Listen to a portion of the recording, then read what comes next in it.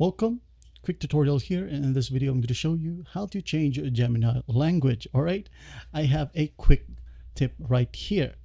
So basically other YouTubers will teach you how to go to your profile and change some settings on your Google account. All right, and that goes a long way. But what we're going to do basically is to change the language in a Gemini is just basically ask Gemini. All right, as you might remember, Gemini is an AI. You can basically ask it whatever you want. For example, can you change the language to Filipino? Hit enter. And as you can see here, the response would be in Filipino as well, which is Tagalog. All right. When we type on another chat, like for example, ilang taon ka na? Hit enter. This basically means how old are you? All right.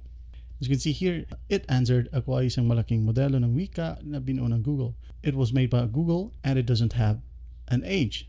All right, as you can see here. And that's basically how you change the Gemini language. Well, I hope this video helps and I'll see you in the next one.